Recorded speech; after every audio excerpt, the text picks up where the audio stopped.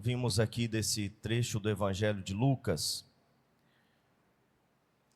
uma história, um acontecimento que nos ensina muitas lições.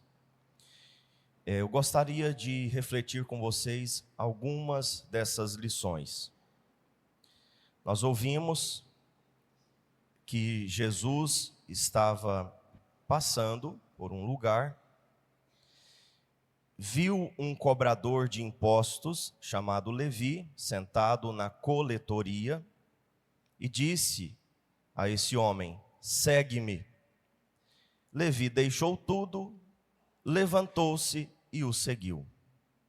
Então Jesus passa, chama esse homem, que é um pecador público, que é um pecador odiado, porque servia a uma nação estrangeira que oprimia os judeus com cobrança de impostos e tantas outras coisas. Além disso, também os cobradores de impostos oprimiam um pouquinho mais, porque tiravam aquilo que não era devido, tiravam mais do que o exigido, ou seja, roubavam deles, serviam a nação estrangeira e ainda roubavam dos seus próprios conterrâneos, da sua própria família, porque os judeus se consideravam uma família, todos vindos do mesmo pai, todos vindos de Abraão, eram irmãos, eram familiares. Então os cobradores de impostos eram odiados.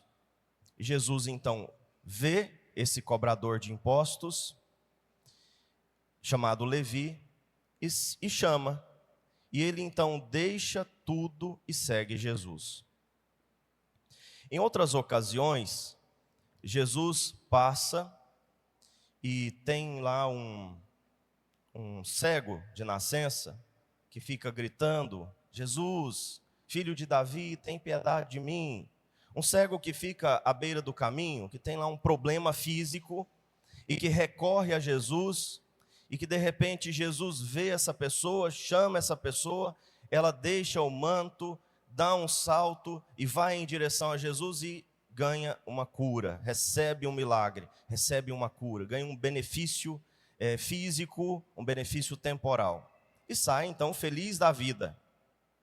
O que acontece aqui é um pouco mais assim exigente e profundo do que o que acontece, por exemplo, com o cego de Jericó, que recebe uma cura, mas depois vai cuidar da sua vida, e ele pode então seguir Jesus, pode não seguir Jesus. Se ele seguir Jesus, aquela cura vai ter servido a um propósito maior. Se ele não seguir Jesus, ele recebeu a cura, mas perdeu a graça, né? Perdeu os benefícios espirituais. Mas enfim, ele ainda depois da cura, depois daquele encontro, ele tem a escolha a fazer. Jesus chama Levi, ele deixa o seu pecado, ele deixa a coletoria de impostos e nunca mais volta aqui. A vida dele é transformada, ele não recebe um benefício temporal, ele não recebe um benefício material, ele, pelo contrário, ele perde, né? Ele é rico, ele deixa tudo, ele não tem mais sua fonte de renda, ele vai viver com um homem que não tem aonde reclinar a cabeça, ele deixa, assim como Pedro lá atrás, que recebe um milagre, né, o milagre da pesca milagrosa, e imediatamente deixa os peixes, deixa a rede, deixa o barco e segue Jesus, que não tem aonde reclinar a cabeça. Agora, por que Levi responde, né, com tanta disposição, com tanta disponibilidade? Acredito que para a gente entender, nós temos que voltar um pouco atrás, na existência de Levi. Importante a gente dizer e entender de uma vez por todas que o pecado não traz felicidade a ninguém. Mesmo que as pessoas manifestem uma certa felicidade nas redes sociais, se divertindo em festas, em viagens. O pecado não traz felicidade a ninguém. Ser ladrão, servir a uma nação que oprime a sua família, que faz mal à sua família, enfim, não traz felicidade a ninguém. Levi não era feliz, embora fosse rico, não era feliz. Dinheiro não traz felicidade, pecado não traz felicidade. E é na existência, então, toda quebrada, fragmentada de Levi, que nós entendemos a sua disponibilidade de simplesmente, numa palavra, segue-me, deixar tudo e seguir Jesus. Então está aqui o primeiro ponto que eu gostaria que a gente levasse para a nossa casa, para a nossa vida, para a nossa espiritualidade. O pecado não traz felicidade. É ilusão pensar que quem está longe de Deus está mais feliz do que nós. Não está. Quem está longe de Deus pode até estar desfrutando de bens materiais que nós não temos, porque conquistam isso de um jeito ou de outro, às vezes até licitamente, porque, enfim, são mais gananciosos, trabalham mais, dão mais atenção justamente a essa dimensão da vida, mas não são mais felizes. Dinheiro não traz felicidade. É uma ilusão pensar que quem está longe de Deus está melhor do que nós. Não está. E Levi não estava. E é por isso que provavelmente ele pedia uma ajuda, ele pedia um socorro, ele pedia um auxílio do céu. Deve ter ouvido falar de Jesus, dos bens que ele estava fazendo, do bem que ele estava fazendo, das graças que ele estava dando. Deve ter ouvido falar de Jesus, ou até visto Jesus em algum lugar, ouvido ali atrás da moita, né? Porque ele não poderia também aparecer em público, não era tão fácil assim a vida dele. Ele não tinha liberdade de andar pela rua, né? Ele era um pecador público, mas ele deve ter ouvido falar de Jesus. E deve ter desejado ardentemente esse momento, o momento de ser resgatado do poço em que ele estava, do abismo em que ele estava. E por isso, então, justifica a sua resposta tão rápida. Ele responde rapidamente, porque ele pediu um socorro. E Jesus, então, veio para dar este socorro. E isto também tem algo a nos ensinar. Quantas vezes nós pedimos o socorro a Deus, mas quando Ele pede a contrapartida, que é o nosso sim, que é a nossa resposta, a gente, não estou preparado ainda. Não chegou o momento ainda, né? Às vezes, por exemplo, o casamento vai mal, né? Casou, morreu, né? E é isso mesmo, né? Foi providencial, viu, Cláudio e Núbia? Porque o casamento é de fato, né? Assim como o sacerdócio, né? É ir para a sepultura. Casou, e de repente não está bem o casamento, faz uma novena, reza, conversa com um amigo, e aí passa alguém e chama para fazer um retiro. Uma coisa simples.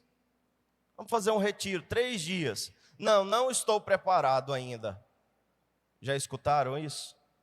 Não é o momento ainda. Não chegou a minha hora ainda. Vai chegar o tempo, calma. A pessoa passa e chama para ir à missa. Não estou preparado ainda. Vamos participar da missa. Não, vamos fazer uma confissão. Não estou preparado ainda. E assim vai, né? As nossas desculpas. Imagina Levi dizendo a Jesus: não, eu não estou preparado ainda. Tá bom, então fica aí, porque a graça vai passar. E Jesus chamaria outro para ser apóstolo, e chamaria outro para segui-lo. Ele teria perdido a graça. Então nós precisamos aprender com Levi essa disponibilidade, essa resposta rápida, pronta para o Senhor. Nada de deixar para depois. É agora o tempo favorável. É hoje, é agora o dia da salvação. É agora que eu devo dizer sim. Então, se as coisas não vão bem, e eu sou chamado, né, para algo que pode me ajudar, para que ficar protelando? Para que dizer, não, ano que vem eu faço, ano que vem eu faço Manaim? Quantos nãos recebemos de pessoas, né, nãos para o Manaim, por exemplo, né, ou para algum retiro, de pessoas que estão lá pedindo a nossa ajuda. Aí você oferece a ajuda, não, agora não, o ano que vem, o carnaval que vem, e assim vai. Sem saber se no carnaval que vem você vai estar vivo, por exemplo. Sem saber se vai ter outra oportunidade como essa. Quantas oportunidades nós perdemos por falta de coragem de deixar o nosso pecado, deixar a coletoria de impostos. E aqui vem outro ponto. Para eu ser socorrido, ajudado por Deus, eu preciso abandonar o meu pecado, abandonar a minha vida velha, abandonar o meu comportamento não condizente com a palavra de Deus. O meu comportamento, que é justamente o comportamento que é o veneno que eu estou bebendo e que está me adoecendo. Preciso ser capaz de deixar tudo, de deixar a coletoria de impostos para seguir Jesus.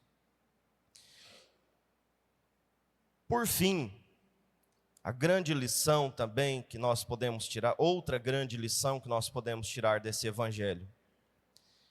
Mateus, então, deixa a coletoria, provavelmente alegre, feliz. Finalmente chegou a minha salvação, finalmente chegou a minha resposta, era a resposta que eu estava procurando.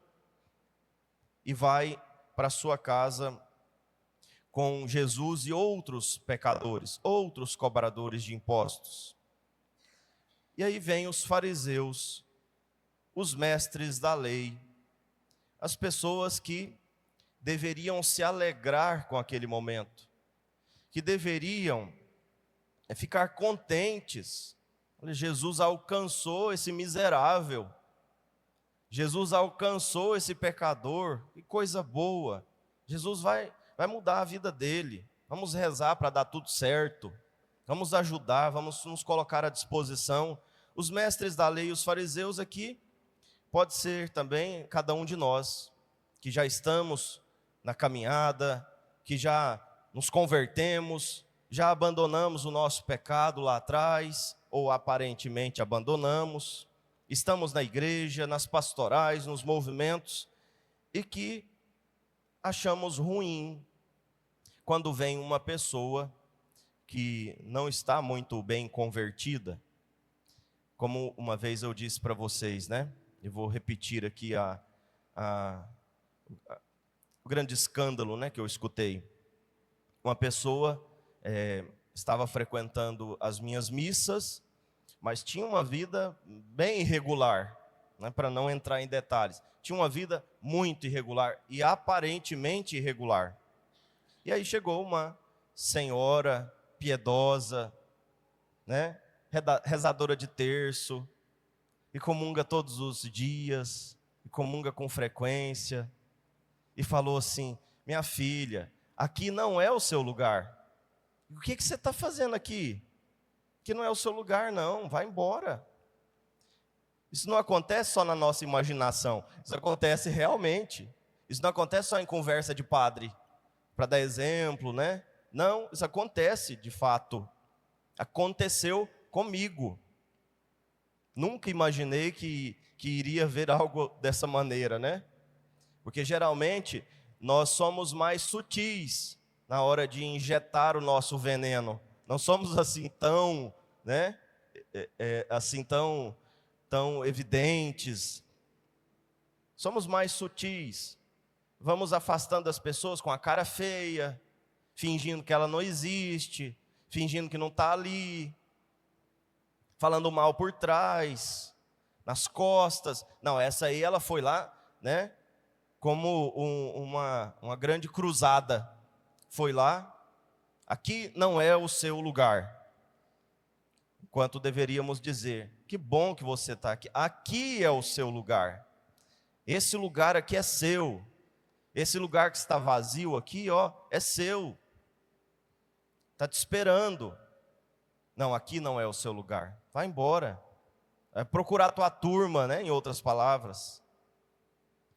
Então os fariseus e os mestres da lei disseram mais ou menos isso.